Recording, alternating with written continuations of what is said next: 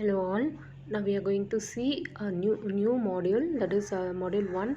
Our first topic is the object oriented programming. Why we need of object oriented programming, and what is the difference between a procedural and the object oriented programming language. Okay, these are the things we are going to cover in the module 1. Okay, in this session. Okay, so later on we'll be seeing the concept, basic concept of object oriented programming. It's very important first. Okay, that we'll be seeing in the next session. Okay, right. Okay, so ஒரு new programming லாங்குவேஜோ, ஒரு new கான்செப்டோ, new டெக்னாலஜியோ, என்ன ஒரு நியூவாக ஒன்று invent பண்ணிகிட்டே இருந்தாலும் மொபைலில் எடுத்துக்கோ, நிறைய வெர்ஷன்ஸ் வந்துகிட்டே இருக்குது இல்லையா, நிறைய மாடல்ஸ் வந்துகிட்டே இருக்குது. ஓஎஸ்லேயும் வந்து மொபைல் ஓஎஸ்லேயும் வந்து அப்டேட் நம்மளுக்கு ஆஃபன் வந்துகிட்டே இருக்குது. எதுக்கு இதெல்லாம் வருது? So some disadvantages, some limitations, ஓகேவா, சம் ப்ராப்ளம்ஸ், அதெல்லாம் வந்து ப்ரீவியஸ் வெர்ஷனில் இருந்திருக்கும். அதை ஓவர் கம் பண்ணுறதுக்காக தான் நியூ வெர்ஷன்ஸ் வந்து எப்பயுமே வந்து இன்வென்ட் பண்ணுவாங்க. கரெக்டாக? ஸோ சேம் தான். ஸோ அதனால தான் நம்ம வந்து இங்கே ஆப்ஜெக்ட் ஓரியன்ட் ப்ரோக்ராமிங் கான்செப்ட்டுக்கு நம்ம ஜம்ப் ஆகிருக்கோம். ஓகே, ஸோ இதுக்கு முன்னாடி ஒரு ப்ரோக்ராமிங் பார்த்தோன்னா ப்ரொசீஜரல் ஓரியன்ட் ப்ரோக்ராமிங்னு சொல்லுவாங்க. ஓகேவா? ஸோ அதில் என்னென்னா சி இருக்கும், பாஸ்கல், ஃபோட்டான், பைத்தான். ஸோ இதெல்லாமே வந்து procedural oriented programming languages. Okay, so அந்த பிளேசஸில் நம்ம வந்து ஆப்ஜெக்ட் யூஸ் பண்ண மாட்டோம், கிளாஸ் யூஸ் பண்ண மாட்டோம், inheritance, polymorphism, function overloading, operator overloading, message passing, dynamic binding, இந்த கான்செப்ட்லாம் வந்து நம்ம ப்ரொசீஜரல் ஓரியன்டில் யூஸ் பண்ண மாட்டோம். இப்போ நான் சொன்னேன் இல்லையா, அந்த கான்செப்ட் தான் பேசிக் கான்செப்ட் ஆஃப் தி ஊப்ஸ்ன்னு சொல்லுவாங்க, ஆப்ஜெக்ட் ஓரியன்ட் ப்ரோக்ராமிங் சிஸ்டம். ஓகேவா? ஸோ இதுதான் வந்து நாம் இப்போது புதுசாக ஆப்ஜெக்ட் ஓரியன்ட் ப்ரோக்ராமிங்கில் வந்து ஆட் பண்ணியிருக்கோம். ஓகேவா? ஸோ முன்னாடி இந்த ப்ரொசீஜர் லாங்குவேஜில் இந்த பேசிக் கான்செப்ட்ஸ் கிடையாது. ஓகேவா? ஸோ எதுக்கு நம்ம ஆப்ஜெக்ட்டு போகணும், கிளாஸுக்கு போகணும், இன்ஹெரிட்டன், பாலிமார்ஃபிசம் போகணுன்னா, ஸோ அது ஃபர்தராக நான் உனக்கு சொல்கிறேன். ஓகேவா? ஸோ ப்ரொசீஜரல் லாங்குவேஜை பார்த்தா தான் உனக்கு வந்து ஆப்ஜெக்ட் ஓரியன்ட், இதில் என்ன ட்ராபேக் இருக்குது, why we jump to the object oriented ப்ரோக்ராமிங்கிறது வந்து நம்மளுக்கு தெரியும். ரைட்டா? So will see. Okay, one by one. So first procedural oriented programming, as I said, C, Pascal, Fortran, இது எல்லாமே வந்து நம்மளுக்கு வந்து ப்ரொசீஜரல் லாங்குவேஜஸில் வந்துடும். ஸோ இங்கே பார்த்தோன்னா என்ன பண்ணுவோம், சியில் என்ன பண்ணுவீங்க, இன்புட்டு வாங்குவீங்க, அந்த நம்பரை ஆட் பண்ணுவோம், இல்லைன்னா டிவைட் பண்ண சொன்னால் டிவைட் ஆகும், அதுக்கப்புறம் இந்த அவுட்புட் டிஸ்பிளே ஆகும், பிரிண்ட் அப், ஸ்கேன் அப். ஓகேவா? ஸோ இதுதான் வந்து நம்மளுக்கு வந்து வந்துட்டு இருக்கும். ஓகேவா? ஸோ இந்த இடத்துல ஒரு ரீயூசபிலிட்டி இல்லை, ஒரு ஆப்ஜெக்ட் யூஸ் பண்ணல, ஒரு கிளாஸ் யூஸ் பண்ணல, எதுவுமே இல்லை. Get input, do the function and display the output. ஓகேவா? அதுதான். இது வந்து ப்ரொசீஜராக இருக்கா, ஸ்டெப் பை ஸ்டெப்பாக இருக்கா, இது வாங்கணும், நெக்ஸ்ட் இதை பண்ணணும், நெக்ஸ்ட் இது பண்ணணும், ஒரு ஸ்டெப் பை ஸ்டெப் ப்ரொசீஜரலாக இருக்குது. ஸோ அதனால தான் அதுக்கு நேம் வந்து ப்ரொசீஜர் ஓரியன்ட் ப்ரோக்ராமிங் அப்படின்னு வந்துச்சு. ஓகேவா? நெக்ஸ்ட்டு, ஸோ நம்ம வந்து சியில் ஃபங்க்ஷன் இருக்குது இல்லையா? ஸோ ஃபங்க்ஷன்ஸ் கான்செப்ட் வந்து நம்ம சி. ஸோ ஃபங்க்ஷன் என்ன பண்ணும், function it perform what we have said. ஓகேவா? ஸோ ஆட், ஓகே, ஆட்ன்ற ஃபங்க்ஷன், சப்ராக்ஷன், இது எல்லாமே ஃபங்க்ஷனாக பண்ணிவிட்டு நம்ம ஃபங்க்ஷன் வந்து கால் பண்ணிப்போம். ஓகேவா? இது வந்து நம்மளுக்கு வந்து ப்ரொசீஜரல் லாங்குவேஜில் இருக்குது. ஸோ அப்படி பண்ணக்குள்ள மெயின் ப்ரோக்ராமை வந்து ஃபங்க்ஷனாக டிவைட் பண்ணுவோம். Function 1 add, function 2 subtract, multiplication, division. ஓகேவா? ஸோ நெக்ஸ்ட்டு ரெண்டு கம்பைன் பண்ணி வரும். இது வந்து ப்ரொசீஜரல் லாங்குவேஜில் வரும். That is idea of breaking a program into function, at last again grouping the number of function together into the large number of function. அதுதான் வந்து நம்ம வந்து ஒரு மாடியூல்னு சொல்லுவோம். ஓகேவா? ஸோ இதுதான் நம்ம ப்ரொசீஜரல் ஓரியன்டில் ஃபங்க்ஷனோட கான்செப்ட். ஸோ அதே மாதிரி இங்கே 2 டைப்ஸ் ஆஃப் டேட்டா நம்ம யூஸ் பண்ணுவோம், global data and local data. Global data in the sense will be using throughout function or outside the function. ஓகேவா? லோக்கல்ன்றது வித்தின் தி ஃபங்க்ஷன் யூஸ் பண்ணுறது தான் வந்து நம்மளுக்கு வந்து லோக்கல் டேட்டான்னு சொல்லுவாங்க. ஓகேவா? ஸோ இது பேஜ் 2 வந்து ரிப்பீட் ஆகிருக்கு. Okay, so I have given you, உங்கள் குரூப்பில் வந்து பேஜ் நம்பர் 3 வந்து நான் வந்து உனக்கு ஆட் பண்ணியிருக்கேன். ஓகேவா? ஸோ பேஜ் 3ல் பார்த்தோன்னா, so global data. So global data வந்து எல்லா ஃபங்க்ஷனும் வந்து ஆக்சஸ் பண்ணலாம். ஒரு ஃபங்க்ஷன் தான் ஆக்சஸ் பண்ண முடியும்னு கிடையாது குளோபல் டேட்டாவை. ஸோ அந்த ஃபங்க்ஷனில் அவுட் சைடில் வந்துட்டு அதர் ஃபங்க்ஷன் கூட குளோபல் டேட்டாவை ஆக்சஸ் பண்ணலாம். பட் நாட் லைக் லோக்கல் வந்து ஒன்லி வித்தின் தி ஃபங்க்ஷன். இப்போ ஃபங்க்ஷன், இந்த ஃபங்க்ஷன் இருக்குல்லையா, ஃபஸ்ட்டு ஒன், அதில் மட்டும்தான் வந்து ஆக்சஸ் பண்ண முடியாது வந்து லோக்கல் டேட்டாவாக வரும். ஓகே, ஸோ இதுதான் procedural paradigm of the function. Next, drawback of the procedural paradigm அப்படின்னு பார்த்தோன்னா, ப்ரொசீஜரல் ஓரியன்ட் ப்ரோக்ராமிங் பார்த்தோன்னா, since every function has a complete access to the global variable, the new programmer can corrupt. Yeah. So எல்லாருமே வந்து global டேட்டாவை access பண்ண முடியுன்றதுனால நியூவாக ஒரு programmer வந்துட்டு அதில் ஏதாவது ஆக்சிடெண்ட்டாக ஏதாவது ஃபங்க்ஷனில் மிஸ்டேக் ஏதாவது ஒரு நம்பரை மாற்றினா கூட எல்லாமே வந்து அஃபெக்ட் ஆகும். கரெக்டாக? ஸோ எல்லா டேட்டாவும் அந்த டேட்டா வந்து எல்லா ஃபங்க்ஷனும் வந்து ஆக்சஸ் பண்ணுது. அப்போ ஒரு ஃபங்க்ஷனில் அவர் எதாவது தப்பு பண்ணி ஏதாவது நம்பர் சேஞ்ச் பண்ணாலும் it will affect all the function. அது வந்து ஒரு ட்ராபேக்.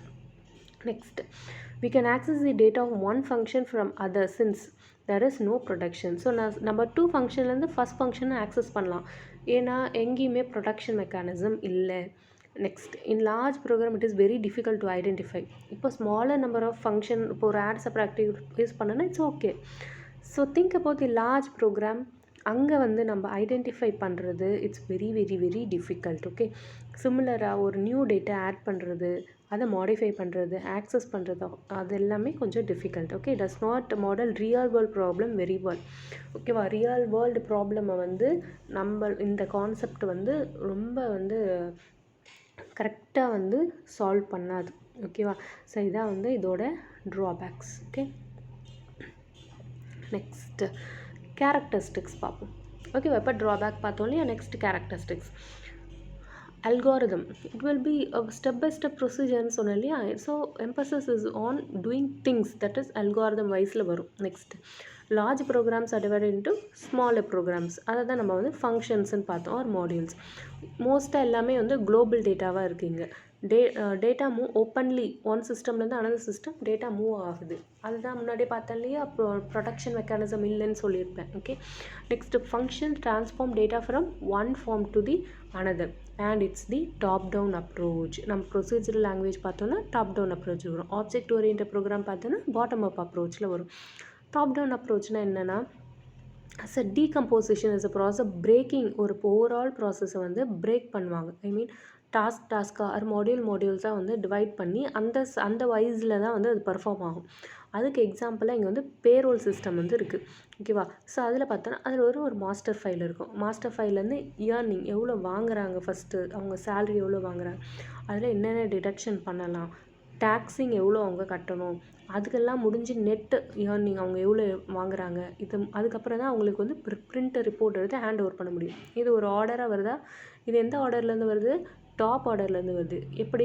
மாஸ்டர் ஃபைலில் தான் எல்லாரோட டேட்டாவும் இருக்கும். அதுலேருந்து தான் ஒரு ஃபஸ்ட்டு எம்ப்ளாயியோட ஏர்னிங் எவ்வளோ இருக்குதுன்னு பார்த்துட்டு அதில் என்னென்ன டிடெக்ட் பண்ண முடியும், என்னென்ன அலவன்ஸ் டிடெக்ட் பண்ண முடியும், அவங்க எவ்வளோ டேக்ஸ், ஜிஎஸ்டி டேக்ஸ் எவ்வளோ எடுக்க முடியும், இதெல்லாம் போக அவங்க நெட்டு சேலரினா, கிராஸ் சேலரினா, அதுக்கப்புறம் தான் வந்து அவங்களுக்கு வந்து பே ஸ்லிப் வந்து பிரிண்ட் பண்ணி கொடுப்பாங்க. ஸோ இது வந்து டாப் டவுன் அப்ரோச் ஆகும். ஓகேவா? ஸோ அது வரைக்கும் ப்ரொசீஜரல் லாங்குவேஜ் ஓவர். ஸோ இப்போ நம்ம வந்து ஆப்ஜெக்ட் ஓரியன்டட் ப்ரோக்ராமிங் போகிறோம். ஓகேவா? ஸோ ஆப்ஜெக்ட் ஓரியன்டட் ப்ரோக்ராமிங் வந்து introduced in order to overcome the flaws of the procedural language. ஓகேவா? சச்சஸ் அங்கே வந்து ரீயூசபிலிட்டி கிடையாது, மெயின்டெனபிலிட்டி கிடையாது. But here we have reusability and maintainability. So basic first thing we jumped to the object oriented programming is for the reusability and the maintainability. Okay. So fundamental idea behind the object oriented language is to combine into single unit. டேட்டாவையும் ஃபங்க்ஷனையும் ஒரே இதில் வந்து combine பண்ணுறாங்க. ஓகேவா? So அதை தான் வந்து class சொல்லுவாங்க. a class consists of the data member and the member function சொல்லுவாங்க. ஓகே. வாட் இஸ் கிளாஸ் அப்படின்னு கேட்டாங்கன்னா, இப்போ நம்ம முன்னாடி பார்த்தோம்லமா ப்ரொசீஜரல் லாங்குவேஜில் வந்து நம்ம வந்து டிக்ளேர் பண்ணுவோம் இல்லையா? வேரியபிள்ஸ் வந்து டிக்ளேர் பண்ணி இன்ட்டு A = 10, இன்ட்டு B = 20ன்னு கொடுப்பீங்க. ஸோ அதுக்கப்புறம் தான் வந்து நீங்கள் ஃபங்க்ஷன் வந்து ஆட் என்ற ஃபங்க்ஷன் யூஸ் பண்ண போகிறீங்கன்னா அகைன் ஒரு ஃபங்க்ஷன் தனியாக ஒரு டிஃபைன் பண்ணிவிட்டு அதில் முன்னாடி கொடுத்த ஏபியோட வேல்யூ வாங்கி நம்ம ஆட் பண்ணுவோம். ரெண்டு தனித்தனியாக நடக்குது இல்லையா? ஆனால் இங்கே கிளாஸ் அப்படின்ற ஒரு யூஸ் பண்ணிப்போம். ஓகேவா? ஸோ கிளாஸ் நேம் போட்டுட்டு கர்லி பிரேஸ் ஓப்பன் பண்ணிவிட்டு டேட்டா மெம்பர் என்ன டிக்ளேர் பண்ணுறோமோ டிக்ளேர் பண்ணிவிட்டு நெக்ஸ்ட் அது கீழே மெம்பர் ஃபங்க்ஷன்னா நம்ம ஆட் ஓகேவா? ஸோ இன்ட்டு சப் எல்லாமே வந்து ஒரே கர்லி பிரேஸ்க்குள்ளே வந்துடும். அதான் class consist of the data member and the member function. Program நான் எக்ஸ்பிளைன் பண்ணக்குள்ளே உனக்கு கிளாஸ் கான்செப்ட் வந்து கிளியராக அண்டர்ஸ்டாண்ட் ஆகிடும். So for now you just think about the class consists of the data member and member function. Data member is nothing but நம்ம என்னென்னலாம் declare பண்ணுறோமோ அதெல்லாம் டேட்டா மெம்பரில் வந்துடும். Member function is nothing but functions இல்லையா? Add, subtraction, multiplication, get data, get data வாங்குகிறோம், print data, display data, இது எல்லாமே ஒரு ஃபங்க்ஷன். ஓகேவா? ஸோ அது வந்துடும். Okay, next concept. ஓகேவா? So in object oriented programming problem is divided into number of entities. அதை தான் வந்து ஆப்ஜெக்ட்ஸ்ன்னு சொல்லுவாங்க. ஓகேவா? ஆப்ஜெக்ட்டுன்றது இன்னும் வந்து உனக்கு கிளியராக வந்து எக்ஸ்பிளைன் பண்ணணும் அப்படின்னா, ஃப்ரூட். ஓகே, ஃப்ரூட்டுன்றது ஒரு கிளாஸ்னால் ஒரு மாஸ். இப்போ உங்கள் கிளாஸ்லேயே வந்து 30 ஸ்டூடெண்ட்ஸ் இருக்கீங்க. ஓகேவா? ஸோ அதை நான் வந்து ஓவரால் குரூப் பண்ணி நான் கிளாஸ்ன்னு சொல்கிறேன். அந்த கிளாஸில் வந்து 30 ஸ்டூடெண்ட்ஸ் இருக்கீங்க. ஒருத்தவங்களுக்கு ஒரு நேம் இருக்கு இல்லையா? அப்போது நீங்கள் ஒருத்தவங்களும் ஒரு ஆப்ஜெக்ட் ஆவீங்க. அதே மாதிரி ஃப்ரூட்ஸுன்றது ஒரு கிளாஸ். ஃப்ரூட்ஸில் வந்து ஆப்பிள், பனானா, மேங்கோ, பைனாப்பிள், இதெல்லாம் என்ன வரும் அப்போது? ஆப்ஜெக்ட்டுன்னு வரும். Can you understand now? Fruit is the class. Category, அதோட கேட்டகரிக்குள்ளேயே டிஃப்ரெண்ட் கைண்ட்ஸ் ஆஃப் ஃப்ரூட்ஸ், அது எல்லாமே வந்து நம்ம வந்து ஆப்ஜெக்ட்ஸ்ன்னு சொல்லுவோம். ஓகேவா? So it has a number of entities, அது என்டிட்டிஸ்ன்னு சொல்லுவாங்க. ஓகேவா? அதுதான் objects. And then build data and function around these objects. So நம்ம ஆப்ஜெக்ட் இருந்தால் தான் நம்ம என்ன பண்ண முடியும்? டேட்டா மெம்பரையும் மெம்பர் ஃபங்க்ஷனையும் வந்து பில்ட் பண்ண முடியும். ஓகேவா? ஸோ கீழே அந்த டயக்ராம் பார்த்தா தெரியும். இது நம்பர் 1 ஆப்ஜெக்ட், நம்பர் 2, நம்பர் 3 ஆப்ஜெக்ட்ஸ்ன்னு இருக்குது. ஸோ ஃபர்ஸ்ட் ஆப்ஜெக்டில் டேட்டா, அதில் என்னென்ன டேட்டா மெம்பர் ஃபங்க்ஷன் இருப்பாங்க. எத்தனை டேட்டா மெம்பர் வேணால் இருப்பாங்க, எத்தனை மெம்பர் ஃபங்க்ஷன்ஸ் வேணால் இருப்பாங்க. ஓகேவா? ஸோ எவ்வளோ வேணால் போட்டுக்கலாம். இங்கே ஜஸ்ட் 2 மெம்பர் ஃபங்க்ஷன் போட்டிருக்கோம். ஆனால் நீ எத்தனை ஒரு டேட்டா மெம்பர் ஃபங்க்ஷன் கூட நம்ம டயக்ராமில் வந்து போட்டுக்கலாம். ஓகேவா? So data of an object can be accessed only by the function associated with that object. யா, ஒரு ஆப்ஜெக்டோட டேட்டா வந்து எப்படி ஆக்சஸ் பண்ண முடியும்? அந்த ஃபங்க்ஷன் எப்படி இது உள்ளே இருக்கிறத மட்டும் தான் ஆக்சஸ் பண்ண முடியும். ஓகே, ஃபஸ்ட்டு மேலே இருக்கு இல்லையா டயக்ராமில் ஃபஸ்ட்டு, ஸோ அவங்க மட்டும்தான் அந்த டேட்டா மெம்பர் ஃபங்க்ஷனையும் வந்து ஆக்சஸ் பண்ணிக்க முடியும். அதே மாதிரி செகண்ட் கீழே இருக்கு இல்லையா, அது உள்ளே இருக்கிறவங்க மட்டும்தான் அவங்க ஆக்சஸ் பண்ணிக்க முடியும். ஓகேவா? ஸோ அப்போ கம்யூனிகேஷன் ஆஃப் ஆப்ஜெக்ட் வந்து எப்படி டன் ஆகுது? த்ரூ ஃபங்க்ஷனால் தான் டன் ஆகுது. ஆப்ஜெக்ட்ஸுன்றது என்டிட்டிஸ். அவங்க எப்படி அவங்களோட கம்யூனிகேட் ஆகுதுன்னா த்ரூ ஃபங்க்ஷனால் தான் வந்து அவங்க கம்யூனிகேட் பண்ணிக்கிறாங்க. ஓகேவா? So next the characteristics.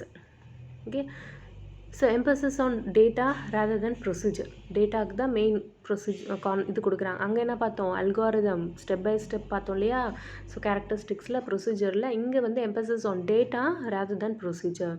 அதே மாதிரி இங்கே ப்ரோக்ராம்ஸில் எப்படி டிவைட் ஆகுது? என்டிட்டிஸ், நம்பர் ஆஃப் என்டிட்டிஸை என்ன சொன்னோம்? ஆப்ஜெக்ட்ஸ்ன்னு பார்த்தோம். Next data structures are designed such that they are categorise objects. இந்த டேட்டா ஸ்ட்ரக்சர் கான்செப்ட் வந்து நம்ம யூஸ் பண்ணுவோம்.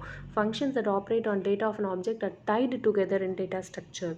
ஓகேவா? டேட்டாவும் ஃபங்க்ஷனும் என்ன ஆகுது? Tied together. அதை தான் வந்து நம்ம டேட்டா ஸ்ட்ரக்சர் பார்ப்போம். மேலே டயக்ராம்லேயே பாரு, டேட்டாவும் மெம்பர் ஃபங்க்ஷன் என்ன ஆகுது? ஒரே பாக்ஸில் இருக்குது, கம்பைன்டு. ஓகேவா?